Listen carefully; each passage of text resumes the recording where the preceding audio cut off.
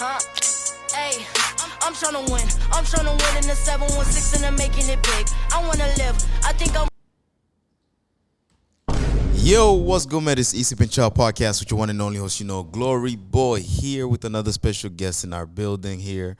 Thank you so much, because we were supposed to do this actually last week, but we kind of were so busy that we ran out of time. And thank you so much for being here and for rescheduling this. It's going to be an important conversation, and I'm looking forward to it.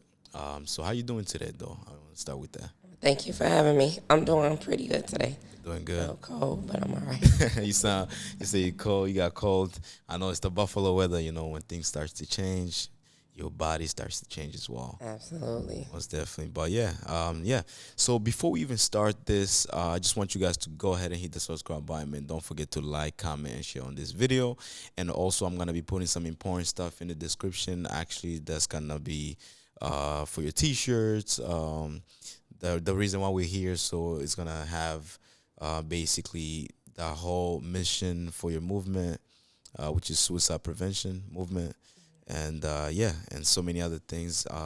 Yep. And before we even start, can you tell them your name and if you have Instagram or Facebook, where they can follow you at? Okay, so my name is Tiffany Smith, and I'm on Facebook under the same name, Tiffany Smith, and I think my Instagram, I don't go in there often. You go on your Instagram? Is I think it's Miss Smith 0929. Okay. Yeah, if you guys can find that, be able to find that. But yeah, so before this, also we're gonna start with a song that was composed by, it was sung by Kulu. Kulu is an artist. He makes music. I've known him for a while too, which is crazy. 'Cause when I was playing college soccer, he actually hit me up and said, "Oh, Glory, I have a team. Can you play for this team?" But yeah, so Kulu has a song which is a suicide prevention song, which I'm gonna be playing right now. So let's get to it.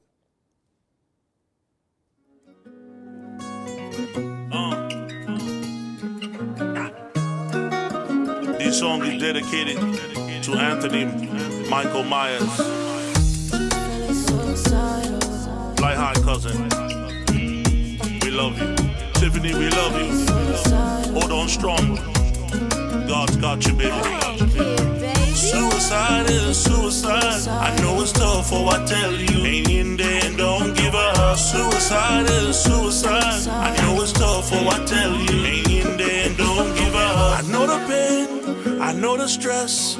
I know your life seems like a mess. I know you're medicated, contemplating suicide. It's complicated. I hear the devil in my mind telling me to kill myself, but it's not my time. No, I got a lot to live for. God on bless me, oh, He bless my soul. He's so amazing, so gracious. I'm just a messenger. He put it all on me and let you know it ain't good. So amazing, so gracious. Unforgivable sin. You don't wanna be in. Don't do it. Man, this is an amazing song. It is. I feel like he just put his heart out, just to, and he told me the story which we're gonna speak about, and I feel like it's something important because it can be like a tough conversation to have, but if we're not having it, how are we gonna help the next person? It's a necessary conversation. Most definitely. So tell us. I just want to start off just by getting to know you a little bit. So tell us a little bit more about yourself, where you're from, and where you was raised. So originally from Buffalo, born and raised. Okay. I'm a nurse, and I have 3 grown daughters, and so I'm just from the area. Never left, just been here. How has Buffalo been for you, though? I say Buffalo been good to me. I can't complain. Some people oh, don't you want to move? But it's been good to me. How about the weather itself? Because there's some people that I wasn't born in Buffalo, but I can say I was raised here. But there's some people that's complain so much about the weather. But you being here in Buffalo, what would you say about the weather itself? I'm used to it. Right. I enjoy the different seasons, so I can't complain. I'll take snow over hurricanes and tornadoes any day. Like snowstorm, like the last time where we got That's all stuck. right too. We know how to get through it. Man, that snow was terrible. That snow was terrible. A lot of people lost their lives, but let's pray for them. But yeah, and also you say you have kids as well. I have 3 adult daughters, 33, 31, and 26. Wow, you look young.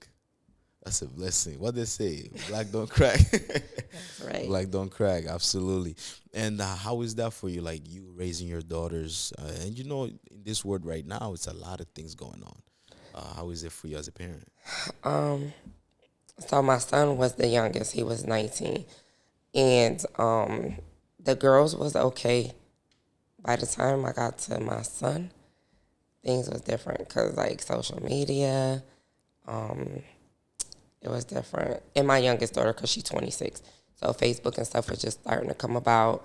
And, just watching the change from raising the oldest ones to the younger ones and realizing how social media plays a lot in kids' lives, how it's so influential.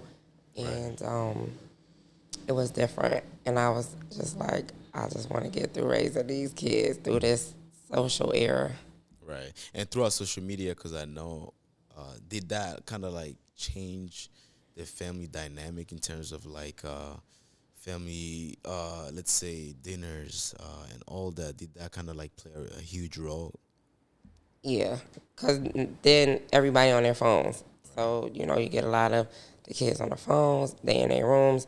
And I was raised at a time where your parents knew everybody because people had to call the house.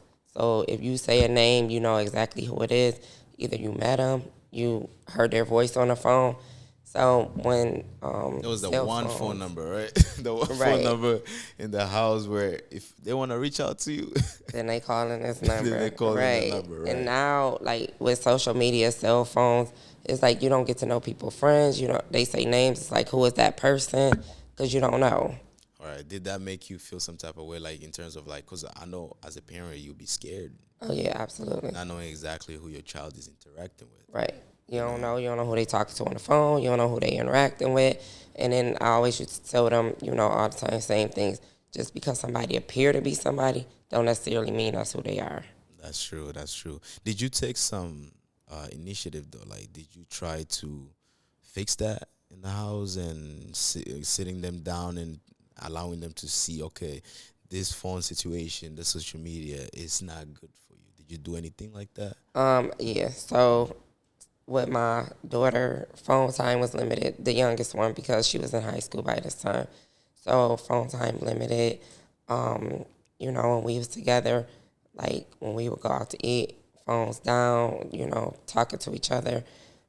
With my son, like trying to keep him away from social media and no phones. I think he got his first phone when he was like 12 maybe, which was a little too young to me. But he had a bigger sister who... Or the biggest sister bought the phone? Oh, okay. I was going to say, like, you don't want them on social media. And why you buying this so at a young age? No, so he had a phone that actually didn't even have internet. It was like a track phone or something. Okay. So, like, He like that, though, right? He Nah. was always on that phone. Right. And then they find ways to get on social media, right? Without you knowing other people's phones and stuff like that. How did they react when you gave them those timeouts? Like, oh, enough is enough. You can't be using the phone this much. They wasn't happy. They wasn't happy. But Not did they? at all. Because a lot of kids can react in a different way. Did they react in the most respectful way? Like they're not happy, but still they can't do nothing. Because you're a parent. Right. So my daughter was okay. Like she didn't like it. Of course, you get the huffing and puffing. Right. But my son, so if it wasn't the phone for him, it was the game. Because you could talk to people through the game or whatever. I wasn't tech savvy, so, But, like, he would flip out. Like, total. And I'm like, if this would do that to you, it's no good for you. It's not good for you. Right. If If it make you act like that. Exactly. And I feel like the games is no issue.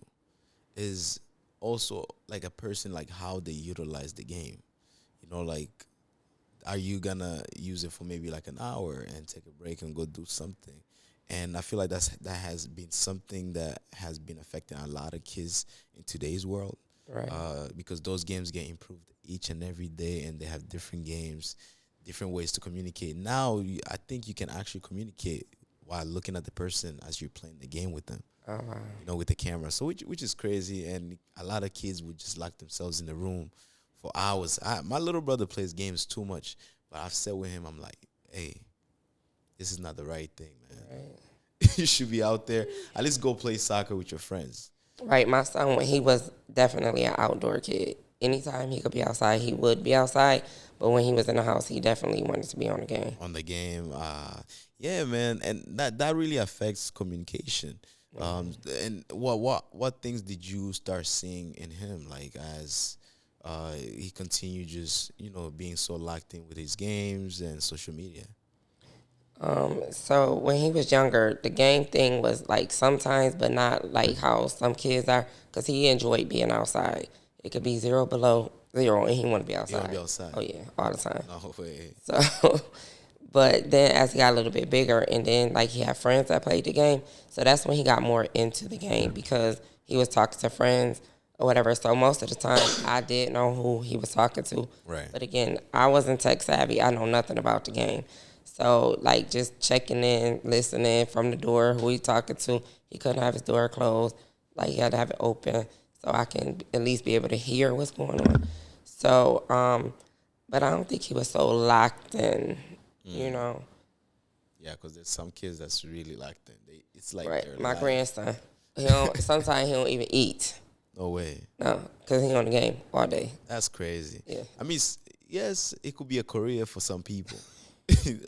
Some people make millions just playing video games. They go to competition. There's an Olympic for video games. There's Olympic for video games. There's people that do. There's a lot of famous video gamers that's on YouTube. A lot of kids usually watch them, and they get those famous video gamers. They're getting like billion views Wow. total, which is crazy. And then your daughters. Were they into video games or just social media and doing other things they wanted to do? So the two oldest ones, it was really no social media until they got older. Like they was pretty much out of high school by then. Right. So that wasn't really an issue. They was outside kids, played outside. The younger one, she wasn't so much into social media as much as she was just like into the phone.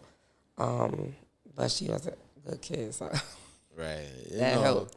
I mean, that's it's always like that. Plus your relationship with them, are you guys like so close? We really What's this? close, super close. Isn't that amazing? It is. I love it.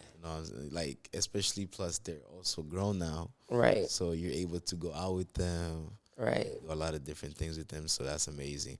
And so the reason why we're here, I just want to jump on that already, is because you're actually running a movement, suicide prevention movement. So which is very important because it's a lot of people that tend to commit suicide in this world. I know one of my friend actually from back home who came to America. So what happened was he came here and he was living in a bad condition in his household. So he started doing whatever, started going out, hanging out with the wrong people, and he got in some troubles. They took him to jail. He got out. He got in another trouble. They took him to jail, and then he ended up committing suicide, which is the most saddest thing because knowing we're refugees coming to America, Right. we want to live a better life and we want to Right. take an opportunity of this, wonderful country. So when that happened, it really affected a lot of people in our community. So let's talk about why did you start that movement yourself and your mission just moving forward. So I started for myself after my son took his life July 24th. So of this year, totally took me by surprise. We struggled throughout his life. Like he had some mental health issues. So, fighting the system for him since he was 5, like just being able to get him help, because I feel like for especially African Americans, they like to run them through the juvenile justice system and not get them the mental health that they need. So it's just a constant fight with that, going to different emergency rooms, facilities when he was acting out, calling the police.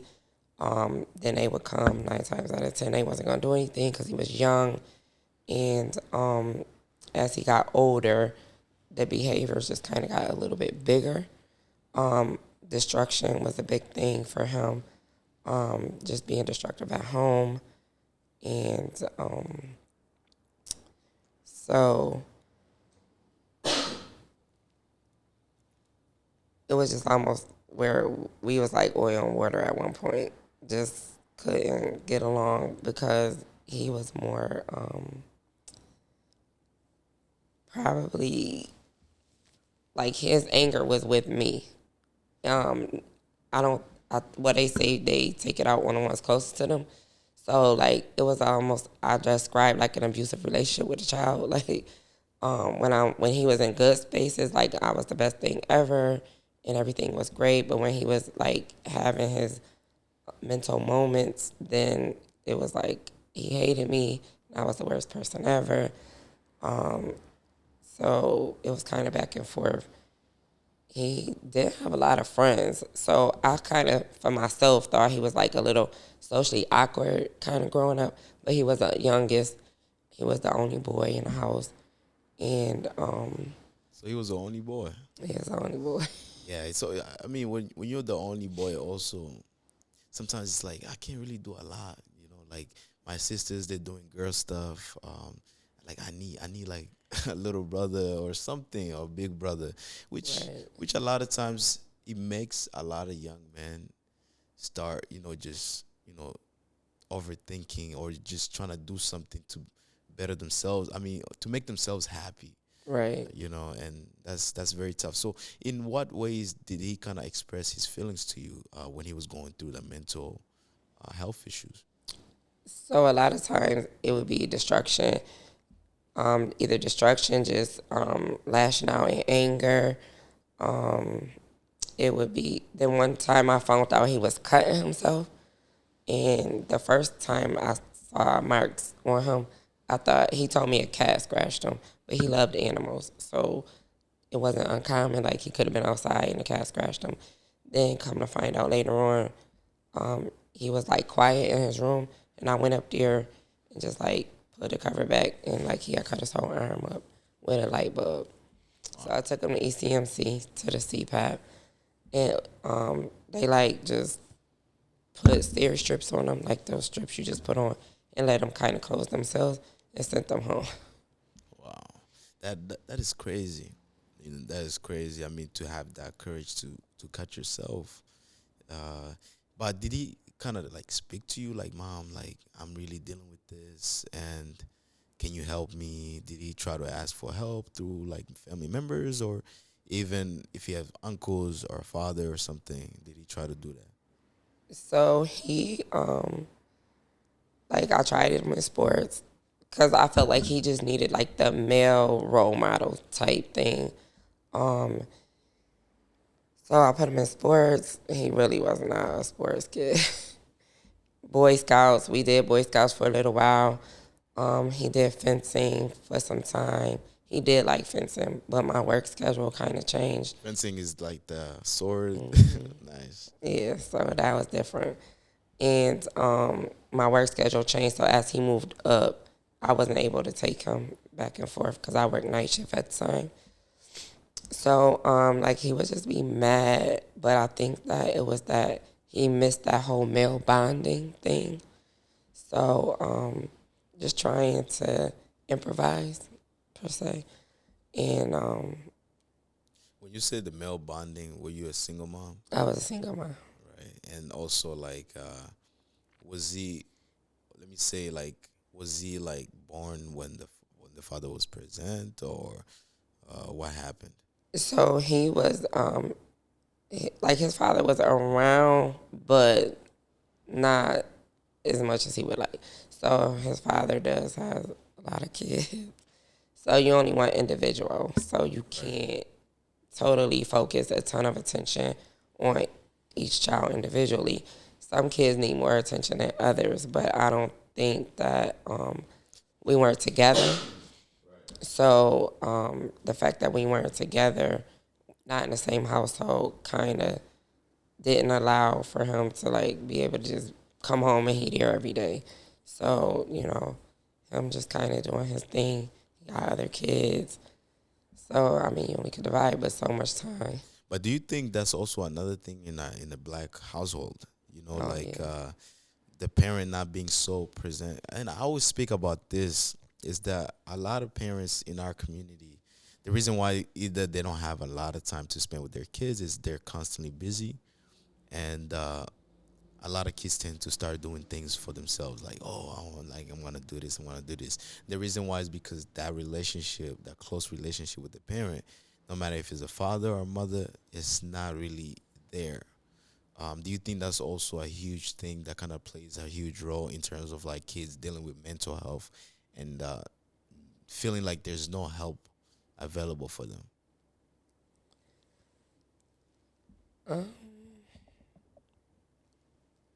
That could be so. I think sometimes so I feel like each child is different. So if you have like for him, he always wanted his father's approval, his father's attention, and all of these things. So that was huge for him. So even though I'm there, I'm present, and I can, do all these things, whether it be I'm taking you to football, I'm taking you here, I'm taking you there, that just wasn't enough. Like he wanted what I couldn't give him, which was like to be that male present. So I think that does play a role when it comes to kids. As far as mental health, I'm unsure like how big of a role that plays, but I'm sure it will have to play some role. Yeah, because a lot of kids like validation, especially from their parents. Absolutely. So like they or if they want something, they want their parents to know it. I was so one thing about me is I kind of learned how my parents were when we got to America. My father has always been busy, even my mother, but my mother was always like around more because where I'm from, more of like the father was like the breadwinner and the mother was considered like the nurturer. So like she would always be around the kids. So when we came here, I was playing academy soccer. So my parents barely came to my games, barely, and I will feel bad because when I'm on that field, I want to look on the bleachers and say, oh, that's my dad, that's my mom. Let me go harder. And every time they do come to my games, I'm going harder because I know I see people that gave birth to me, people who I'm very much connected to around, and it gives me the motivation to feel like, okay, I'm doing this for them. And sometimes I'm not gonna lie, I'll be in the locker room after a game and I'll feel like, damn, like, man, like, where's my parents? I'll see other kids' parents. I'm like, where's my parents? But I had to learn they're busy. We in a country where they're not like millionaires. They're not. They have to provide. They have to pay bills and all that. So I kind of had to, just adjust to that system. Right. So like, in what ways do you think parents should be supportive to their child, no matter how busy they are? I think as a parent, we just have to find time. Will you make every single game? No. Like my oldest daughter, she played basketball in high school. So I probably made 90% of her games. 90%. That's good. Yeah, like That's you real just gotta good. do what you gotta do. Right. So, and then like the other girls, like as they were doing stuff, like whether it be drill competitions, drill teams, or whatever, like stuff like that. So, like even for my son, football practices. I'm at football practice, fencing practice. I'm at school. Man, so you was all over the place. I would work night shift. I would get off in the morning and sit in school with him all day. Wow. And sleep for maybe 3-4 hours and go back to work at night. And that was stressful for you too. Oh, very stressful. Because that also does affect your mental health. Absolutely. But in what ways did you try to cope with all of that? Because I know that's a lot. But like, how did you cope with all that stress and just running around trying to make every child of your own, feel like supported? I think that I just did it. I don't even know if it was really called coping. So now, today, when I look back, I was just coasting. Not really coping, but coasting. Just coasting through life, making sure I got to do this, I got to do that. It's just me. Like, I don't have an option to fail. Right. Let's go back to your son. So throughout the process, as everything was going, you said that at some moment when everything is going well, he likes you more, like he's closer to you, he appreciates you. But as soon as things are going wrong, he's basically pushing you away, like you're the issue, you're the problem. And in what few things that were going wrong that made him push you away in his life? So it could be anything. It could be he got in trouble in school. So, of course, consequences, you want punishment, or you can't go outside. So now you can't go outside. Now you being destructive in the house, whether it be tearing up property, tearing up the walls. I hate you, like you the worst mother ever, stuff like that. It could be when he was younger, it would be little stuff, tantrums. You want something in the store, and now you can't have it, you know. So So it's just little things, but he would let it just add up and then just throw in your face. yeah, and just like totally blow a lid. Right. Does it not make you feel like, man, this child is ungrateful? Oh, absolutely. All the time I used to always be like, oh, you just so ungrateful. And then for a long time, I never could understand why, in my mind, it's a simple concept. You be good, you can have whatever you want. You don't be good, you get nothing, right? So you got me, your mom, you got your sisters who are big. They work. We all will pitch in and get whatever you need, whatever you want. But you got to behave. Yeah, you gotta behave. I mean, it's simple. It's common sense. But he was like, his mind didn't work like that, is what he would say. Okay, so he can do whatever and still get whatever he wants. That's what he thought he should. That's the way it should work. Yeah, he doesn't work like that in the black family, No. especially being raised by black parents. Me personally, like, I act up, I don't get nothing. Nothing. I don't get nothing, and I cry about it, and I get whooped for it. Right. That's how a lot of times we're raised, and we can change that. And so let's talk about when he came to his father. Did he also feel the same way? Like if things are going wrong, he will be mad. Things is going right, he will be happy. No. So when he was with him, everything was fine. But of course, that's what he wanted most of the time, was to be with him anyway. So but it would be little, like he'll call his father. His father don't answer. Now he mad at me. Like, I can't control who answers their phone or who doesn't answer the phone. Did you ever try to make him? Because if he wasn't living with his father, did you ever kind of said, you know what, just go live with your father? Maybe that could be something you want.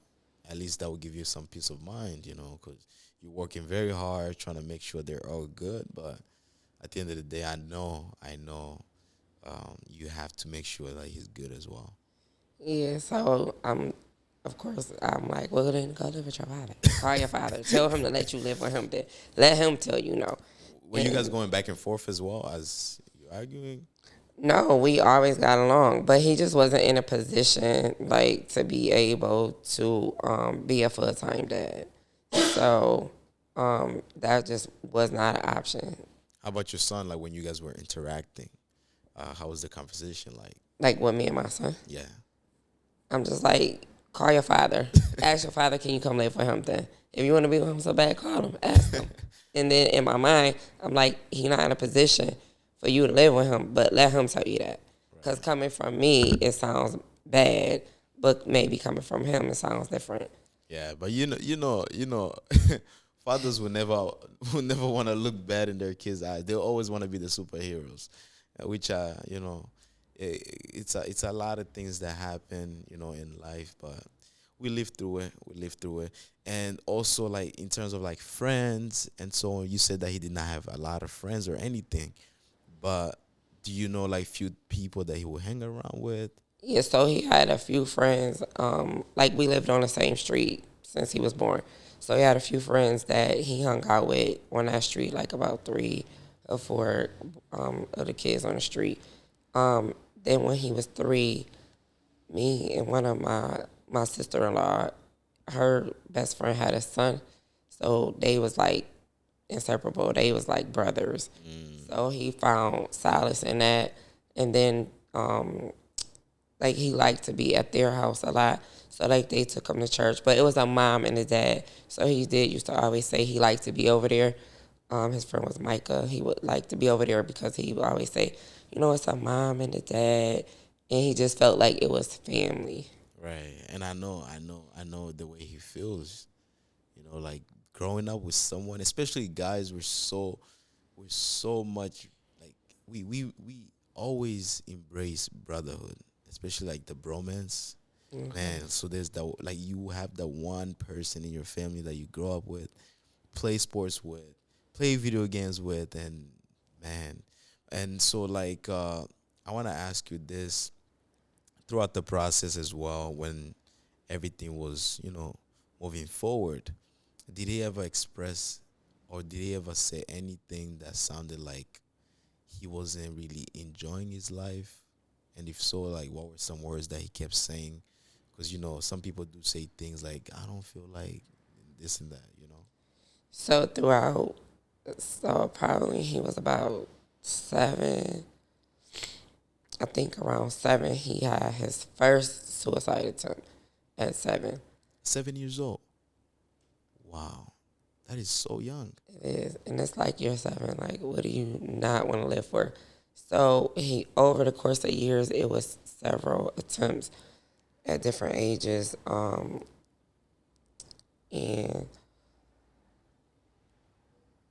so at the time, I was trying to get him to understand death is final, right? So death is very final. You can't think I'm going to do these actions and then it's a reaction and you always going to be able to change that later because now you feel better and now you wasn't, And then for some reason, I feel like he was always fearless throughout his life, like just very fearless.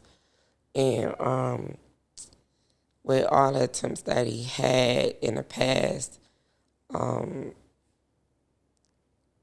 it was almost like I felt like he didn't believe that death is just final. Like that's just it. Right. It was like usually in a being irate and angry and do these things and then like of course calm down and then everything is fine. Was he like on suicide watch? Because when you go through like the first attempt, then they would try to put you on like suicide watch. Did he ever go through that process, or you just kind of gave him like that? You kind of just believed that he was gonna change, and you did not proceed to doing the suicide watch. So in the house, like everything was locked up. Everything, medications, scissors, anything sharp, because he was a cutter. So anything sharp, any scissors, anything. But then, like, he would use stuff that you couldn't even think of. Like, he would take the eraser off a pencil and use that to cut his toe. Like a pencil, and use The the metal pencil. part on how it's the pencil and the eraser, and if you break the eraser off, it's that little metal Oh, piece that right little there. metal, yeah. So that Who would think about that? Like, right. wow, that's crazy. So he And just then like the one time he broke the light bulb and used it. and used the piece from the light bulb. That's when you caught him Right. in his bedroom, cutting himself, and you took him to ECMC. Right. Wow, And that's then they sent him home because it was always these just attention seeking behaviors. it's never attention seeking behaviors. That's what they always said. How did that make you feel as a parent? Because you've seen how your child is acting. You see exactly what he's going through. But then when you take him either to the hospital and so on, and these people are saying is attention-seeking behavior? Like, how did that make you feel, and how did you respond to those comments? Totally disregarded, angry, and so finally one time we was leaving ECMC, like I was just so done at this point. So like I was going to administration. So on my way going to administration, the patient advocate stopped me, and come to find out I had knew her from an organization that I was in. So I was talking to her, and she got a meeting with the doctor that was over the inpatient, because he had never been admitted to anywhere before. It's just a CPAP where they stay until they get evaluated. So when I met with this doctor, she got him into the Children's Psych Center. And so this was the first time, and he was probably 10, that he was actually diagnosed with a mental health disorder, which was DMDD, dissociative mood disruptive disorder. So the first day that they transferred him near, the doctor there right away knew exactly what was wrong, and she diagnosed him like right on the spot. So he was there for like 6 months at the Children's Psych Center. Then from there, he went to Baker Victory, which is like a group home. And then he was there for some months, and then he wound up coming home. But he was assaulted there by a staff member. Right. Because, like, you know, of course, kids get mouthy. So him and staff member going back and forth, and then the staff member, like, grabbed him and slammed him on the floor or whatever. So, and it's like you entrust your care of your child into, like, these places, but then these things happen. And then, of course, you have a lot of young staff members, I feel like, in some of these places, and they antagonize these kids too, you know. And I don't think that they fully understand that when these kids is mouthing off or whatever, like, you don't go toe to toe with them. Like, you want to de-escalate the situation and let them be, because clearly, you know, it's just not going to end well. Man, because, I mean, those staff members don't deserve that job. Because I feel like that job requires someone with self-control, someone with composure, someone that's willing to, like you said, that's willing to listen. Because you're going to the whole main point is you have signed up for a job where you know kids who are in that particular position are dealing with mental health issues, you know? So why not kind of like adapt to that environment and be a good servant, you know, just serve them well, make sure you help them. And did you ever speak on that, like, to that department? You know, because a lot of times if people don't actually speak up, they don't make no change. Yeah. Did you ever, like, say, my child was going through this, and you guys need to change that because this can affect the next child that will be coming into this program? Right. So we did. We actually went to court, and he was banned from working there. But the thing is, like, and then what? You just go work somewhere else, you know, like another place somewhat similar. And sometimes, like, I would feel like I'm his mom, you know, I'm older, I'm taking care of him. Then, like, you put them in somewhere like that, and then you have younger people who just is not, they should be taken care of, they not, because they're still immature. That's true. Yeah, that's still mature. But did that give you, so before they even sent him there, did you feel like, did you just not feel well, like this is not a right place for my son to be? Or just the doctors or whatever, they said, nah, he has to go? Was it like mandatory? So it was like a step down. So before he could come home, he had to go there first, and then they work out, like, they start with home visits, like usually on the weekend. Then it's like a reward system. So it was like a school.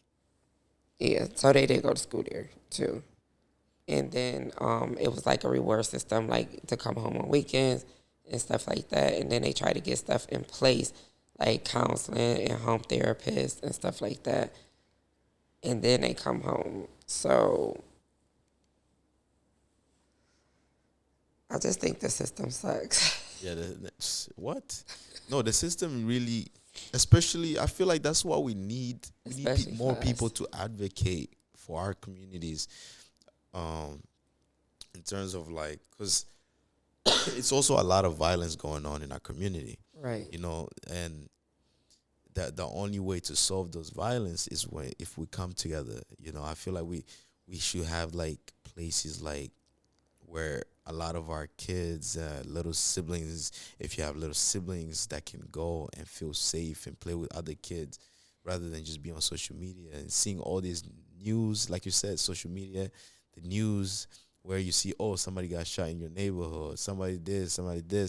A lot of people start to feel like, is this life really worth it? Right. So it could be the system, which is true, but also it's also the community. Like we should come together and build something. Right. I agree with that. Yeah. It like I'm from the. It takes a village. It Absolutely. takes a village to raise a kid. Right. That's in Africa. In Africa, that's huge. Like in schools, your teacher is your parent as soon as you leave the house. Right. Here, nah. The kid can do whatever. Right. Because like before, kids young, you could say something to them and then say something to the parents. Now you afraid to say something to the kids because the parents might be lashing out too. Oh, yeah. Instead of like, I come from a school of, I'm going to behave because this person, they going to say something to me, they going to discipline me, then they going to go tell my mother, and then I'm going to be in trouble with my mom too. My mother not coming outside cussing you out for saying something to me or putting me in my place. Right. The mama's going to be on you. Yep. She's going to be on you. And that's the way I raise my kids. Like, my neighbors knew, if my kids is doing something wrong, say something to me. First say something to them, and then come let me know. But don't put your hands on them. Well, if you have to, sometimes you might have to. That's in Africa, man. But here it's different story. It's different story. I feel like you just have to have that close relationship with your neighbor, to where they're like either you feel like they're like your sibling, like your sister, or they're like your child's uncle or auntie. I feel like that's when you can let it slide. So let's now look into the moment when your child took his life. Okay. When did you find out, or like where did that happen? And how did you react in that moment? So I had been in Georgia. My mother had a hip replacement, so I was down there with her for like 3 weeks, helping her. He was here, so we had been talking back and forth, on the phone while I was gone. A week prior, he left a message on my Ring camera, and basically saying like I was the best mother ever. He may not always show that and all of this stuff. So the next day I wake up, I see this message at like 2 a.m. So now I'm panicking. So I'm calling, making sure, because we have a history, right, of attempts in the past. So now I'm calling everywhere, trying to, then he mad. Like, why did you call this person? I'm like, well, you can't leave me a message like that, and I think I'm not going to panic, right? So we talked. So he was looking for a job. He was looking for a training program. So we going back and forth about information. Okay, call here, call there. So I was coming back home from Georgia, and the morning that I got to the airport, he called me, and him and his girlfriend got into a fight. And he was like, "Mom, you was right. She was going to leave me. You said she was going to leave me." So he said that he broke 3 things. She said she broke of his was a TV, a PC, and a table. So he was in a toxic romantic relationship. Right, so they both were toxic with each other. Wow. And he just wouldn't listen, of course. So I'm like, Anthony, just calm down. Like, I got a TV at the house, whatever. Just calm down. I'm on my way home. I'm on my way coming back from Georgia. So then he called me back again. He was like, her mother kicked in his door and put their hands on him. No, he said her and the sister took his truck. So I'm like, was it in your name? Like, when I get there, we'll call the police. Don't worry about it. So then the third phone call, he said the girl and her mom kicked in his door and put her hands on him. He's like, I don't want to go to jail. Was he living by himself? She was staying. It was his house, but she had been staying at his house. Okay. Yeah. And how old was he at that moment again? 19. 19, and he had his own house and everything, working hard. That is crazy. I mean, he seemed like a hardworking guy. Yeah, he was trying to be. Yeah, that's, man. And sorry to cut you off. Oh, no, that's fine. So after that, So I called my daughter and I sent her to his house. So she went over there, she talked to him, and she asked him did he want to go with her, and he said no, he was just gonna clean up and go to his friend's house. And she told him that I would be back, like I'll be back. And when I came back, me and her would come back to his house, you know, later on. And he would say, okay, but the girl took his cell. It was her phone, but he had been using the phone. And he gave up his old phone that was in my daughter's name that he had for years. So he had given her the phone. The girl took the phone. The police came, took her. She left. She took the phone. My daughter left. He said he was going to be fine or whatever. And so in the meantime, I guess he decided he recorded on a Ring camera. Again. Like, this whole situation that he like hung himself. And so I think the girl mother saw it on her phone and called the neighbor, and the neighbor had went upstairs and found them.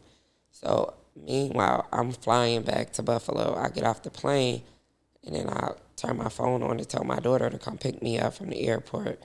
And as I turn my phone on, I get like text messages from one of his siblings' mother, and she like, "Oh, sorry to hear about Anthony. I sent my condolences." And I'm like, "What?" Like, isn't that crazy? Like you hearing it from people before. just before you even find out yourself. That is heartbreaking too. So I'm like, maybe she got. I'm not reading this right, because when I had my 3-year-old granddaughter, I was bringing back with me. So I'm trying to manage her, me, bags. So I'm like, okay. So I get off the plane, and then one of his other siblings called me and was like, "Where, Tiffany, where you at?" And I'm like, "I'm trying to get off the plane, right?" So then they was like, "Well, call me when you get off the plane," whatever, and hung up on me. So, and this one could be a little rude sometimes.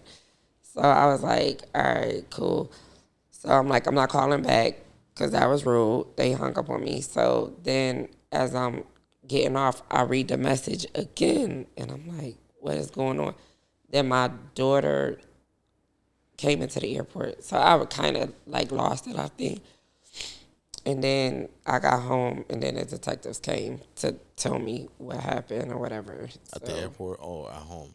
Yeah, my daughter drove me home, and when I got to the house, the detectives had came to tell me what happened. And then one of his siblings had put it on social media. Wait, the video? No, that his brother had took his life. Wow.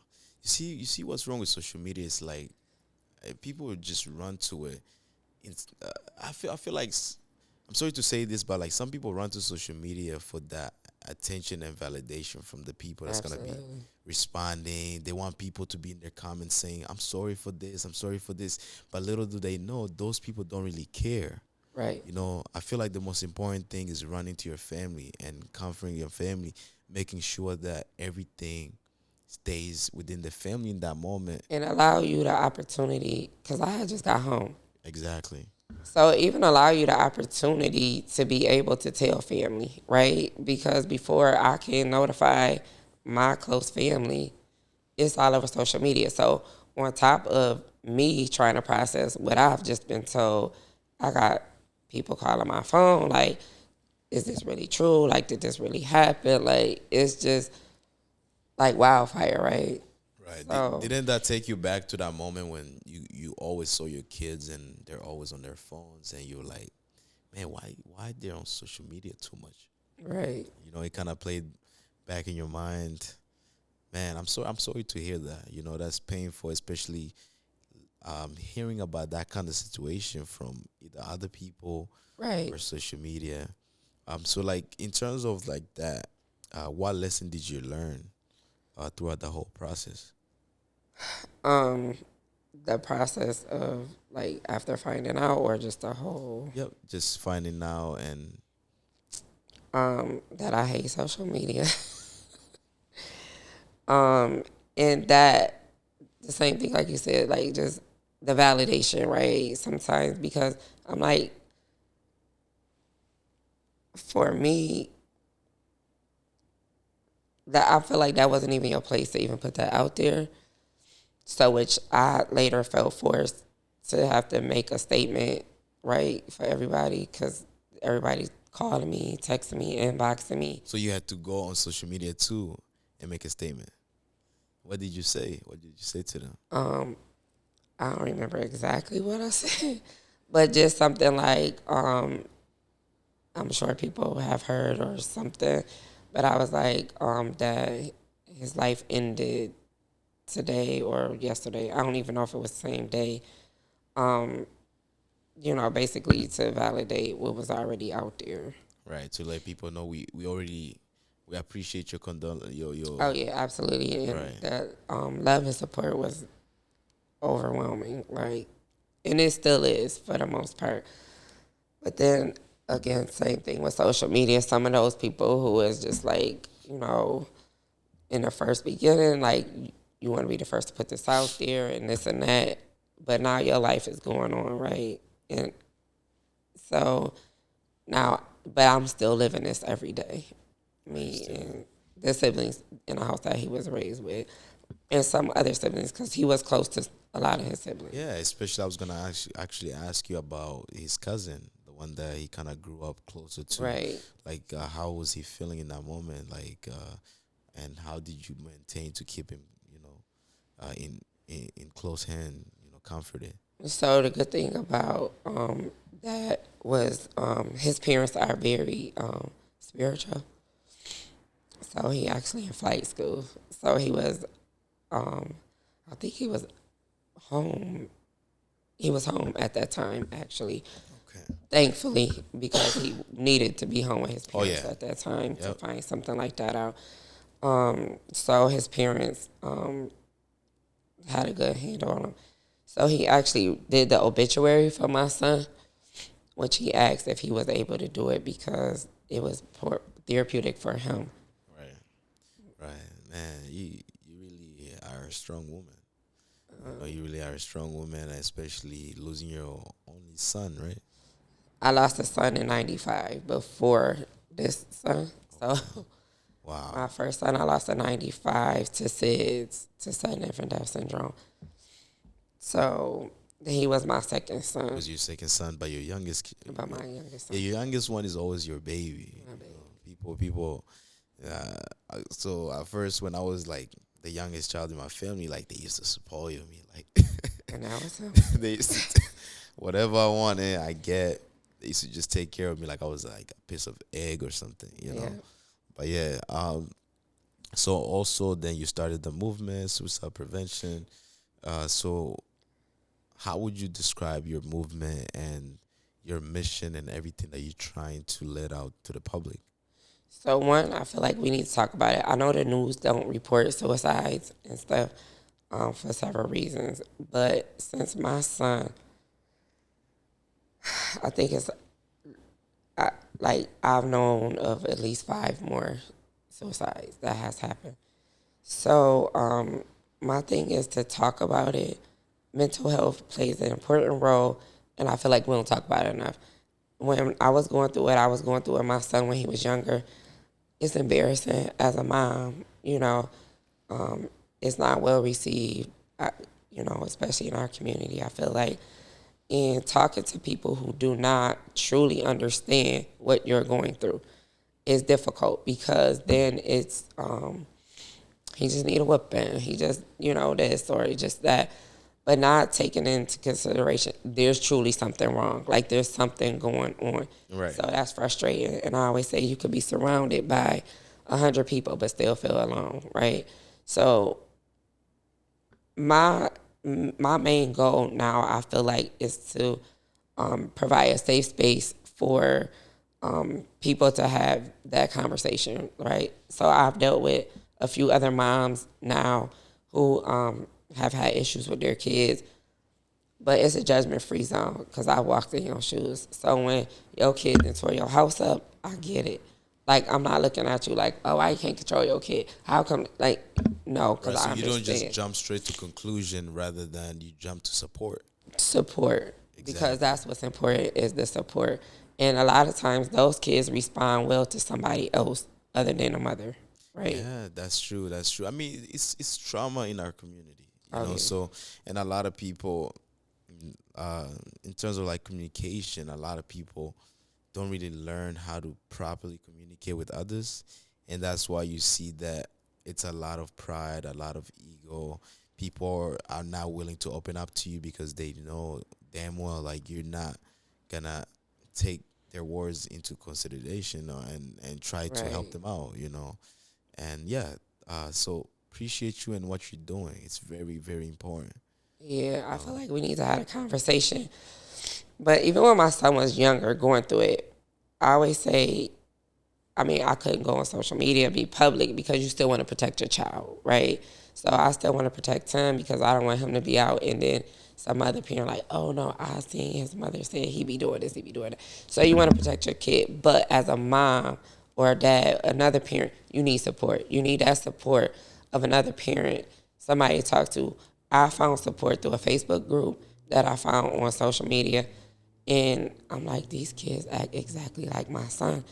And, sometimes, like, being able to talk to somebody, I never knew none of these people, but to know that they going exactly through what you're going through, it made it easier. Right, made it easier for you guys to come with like a solution. Right. And I learned different things from them, like, certain, like, he had a DNA test where they medicated him upon his DNA. So I never would have known that if I wasn't in his group. Different techniques, like on trying to work with him, and stuff I learned through these groups. So I feel Right. like here within our community, we need that. Like we need to be able to sit together as parents and not on social media because it's not a social media issue, Right. but to be able to talk to one another and know what happens here stays here. And it's a safe space to talk about that so we can help each other Right. because we need that. Yeah, because I just feel like the social media life, people there don't really care. A lot of times when you try to open up on social media, or when people are opening up, they're just looking, like I already mentioned, the validation from the people on social media. But the people on social media, first of all, they don't care about what you're telling them a lot of times. And the best people to speak to are your family members or close friends that you can go to actually in person, Right. speak to them. It's a lot of people that cloud chase. They will say things just to say it, Oh, I've and experienced it's not really helping out. But they're saying it so they can get that attention. that. Right. So we need to change that. Like you said, we need to find that space where we can sit down and actually have a conversation, and that's Right. what we're missing. That's what we're missing in everyday life right now. And if that changes, it's gonna change a lot of lives. Right. So before, when he was alive, I would say it's his story. It's his Right. story to tell. But now that he's not here, it's our story, Our and it is story. our story to tell. And like I say, if I can change one person's life, make a difference, then I'm grateful. But Right. I just feel like we do need, and other moms need to know that they're not by themselves. Like some of the things I've experienced, some of the things we've been through, like you're not alone. Because I felt alone a lot of times. Like nobody else not going through this. This person kids is not like this. This person kids is not like that. And you feel alone. You feel isolated, and I don't want somebody else to feel that way. Right. Definitely, definitely. Thank you so much, Stephanie. Thank you. Did I say your name appreciate right? it. Tiffany. Oh, Tiffany, I'm really sorry. I'm really sorry. But yeah, thank you so much for coming through. I know you're a busy woman, you're going through a lot, and I wish you all the best, stay strong. But guys, this is Easy Pinchal Podcast, man. Don't forget to like, comment, and share this video. And also, I'm going to put a lot of your information in the description so that way the people can follow you. And I'll put the Cash App as well, your Cash App, so that if you want to donate, make sure you donate, show some love. Thank you so much once again. Thank you. I appreciate it. No problem. Bye.